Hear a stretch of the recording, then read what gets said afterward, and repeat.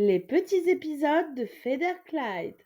Bonjour à tous et bienvenue dans les petits épisodes de Federclyde. Aujourd'hui, on va parler d'un sujet que j'ai entendu d'adeptes en spiritualité pour parler d'une croyance, une croyance du coup que j'ai vérifiée, dont j'ai des informations et je vais vous les partager aujourd'hui. Il s'agit des Anunnaki. En tout cas, je l'écris ici. Je ne sais pas trop vraiment le prononcer comme à l'origine, mais comme c'est écrit, vous pourrez savoir de quoi je parle. Donc, je vais pas revenir vraiment sur ce qui est dit sur Internet ou autre sur ces êtres. Je vais vous dire tout simplement ce qu'il en était vraiment. Ce sont des lutins, voilà, je vais l'appeler comme ils sont. Ce sont des lutins, en fait, qui sont là depuis des ères et des ères, des civilisations et des civilisations, tout comme les humains. Mais c'est une espèce qui existe depuis longtemps. Il en existe encore aujourd'hui, beaucoup moins présent sur Terre aujourd'hui, mais ils existent toujours.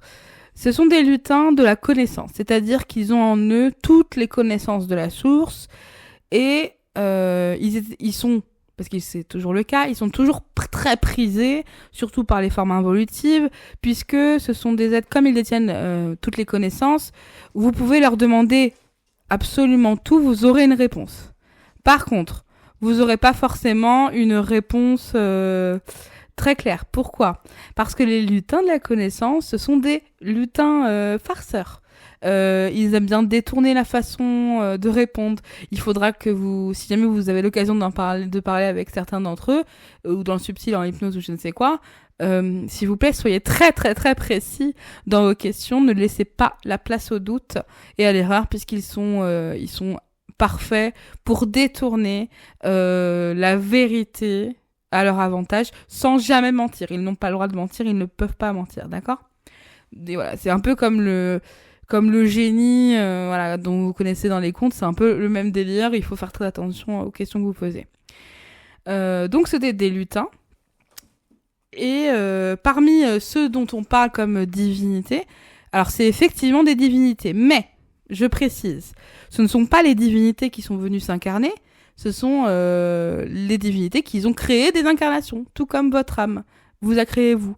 Et bien là, les divinités, donc là, sur l'image gravure qu'on voit quand on tape ce nom sur Internet, il y a plusieurs divinités qui sont présentées. On a Éther, on a Mars et on a au moins Loki, on a au moins 3 de connus dans le panthéon classique ici. Ce sont des incarnations qu'ils ont créées pour aller s'incarner en tant que lutin de la connaissance, en l'occurrence en 3e dimension. Sur ce qu'ils ont agi sur la nature humaine. Bon, alors déjà, ils ne l'ont pas créé, puisque au moment où ils sont arrivés, il y avait déjà des humains. Hein. Et puis, s'ils l'avaient créé, ça aurait voulu dire qu'ils auraient créé l'humanité aussi dans les autres univers. On est, je vous le rappelle, dans l'univers de la dualité, et l'univers de la dualité n'est pas le premier univers que la source a créé. Et j'ai envie de vous dire, heureusement, vous vous rendez compte, la première chose que tu crées, c'est quelque chose de dangereux, de duel et de méchant. Non. Quelqu'un de sain d'esprit ne créerait pas en premier l'univers de la dualité. Donc, ils n'ont pas créé les humains. Par contre, ils y ont ajouté des modifications. Ils ont restructuré, si vous voulez, certaines parties des véhicules terrestres, notamment. Ils les ont rendus plus forts, plus solides, puisque apparemment, auparavant, les véhicules étaient un petit peu plus mous, moins protégés, en fait, de la vie terrestre. Donc ils ont apporté une modification et nous ont rendus plus solides et plus forts. Ils n'ont pas rajouté leur ADN, comme certains pourraient le croire.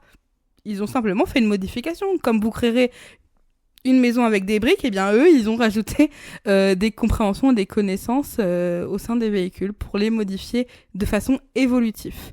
Donc on peut dire que c'était des divinités parce que oui, c'est des incarnations de divinités. Donc effectivement, leur âme est une divinité, donc ils ont en eux une énergie bien plus forte que les humains.